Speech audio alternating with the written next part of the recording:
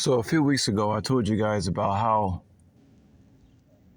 I'm used to the way white folks look at me. I'm used to the way the cops look at me when they pass by. I'm used to all that stuff, all that 3D matrix stuff. I'm used to that. But what really moves me, I told you guys, is when I said the way that black folks are looking at me like I'm the Grim Reaper or something. But it goes a step further than that. See if we can keep this at 4 minutes. It goes even a step further than that.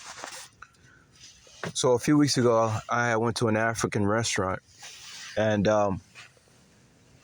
it was this. I think the lady was Nigerian. Most likely she was Nigerian. I'm not sure though, but she was from Africa. You could tell. And I had been standing in the restaurant for a while, and she had came from the back.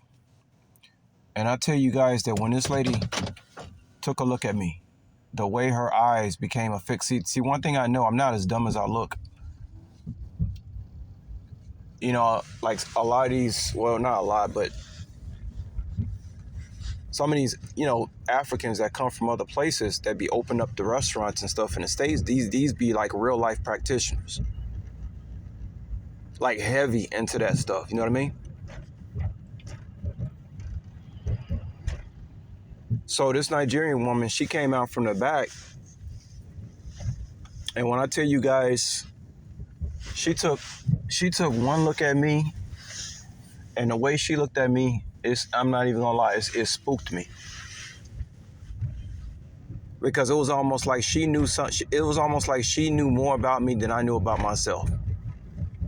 Now that's enough to make you uncomfortable.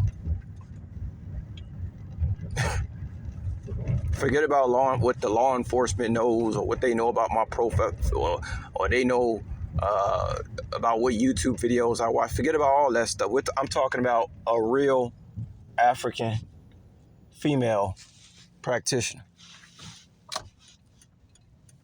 And the look that she gave me made me swallow my spit as I left the scene.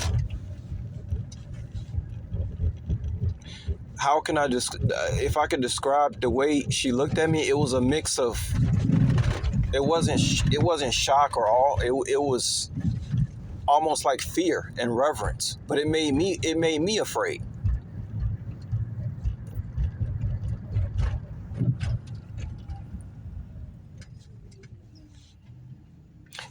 Just because somebody looks at me and they might feel some kind of way or let's say fearful, that doesn't mean I'm supposed to be pounding my chest like King Kong over here, like, yeah, you know what I mean? Like, no, it's nothing like that. It makes me afraid because I want to know what's moving them like that. I've lived the majority of my life doing the same thing everybody else doing, right? Working, trying to survive.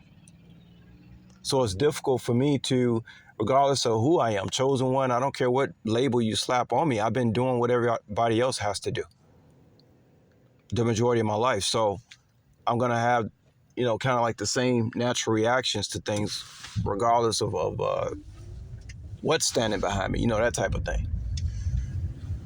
And I'm not meant to know everything that's standing behind me. That's another thing too. I don't know. I might know a few things, but I don't know the whole story. I'm not supposed to know the whole story.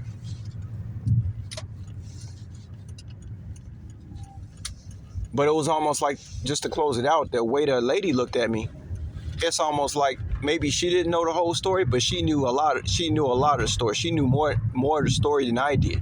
Maybe she even saw something. Who knows?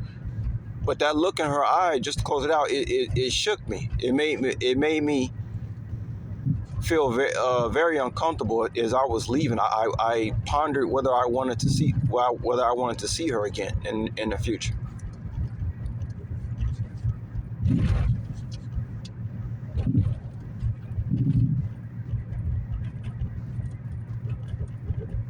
I just say to myself, I think about it from time to time. I say, what was, man,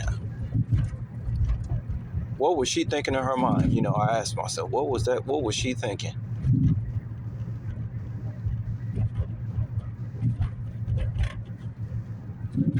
And it kind of makes me feel, how do you say, like people say, when I walk in a room, it makes people feel, what's that word? not naked. It makes people feel spotted out, or I forget what the word is, uncovered, right? Something like that. It makes me feel that way too. If some high spiritual is looking my way and knowing something about me that I may or may not know about myself.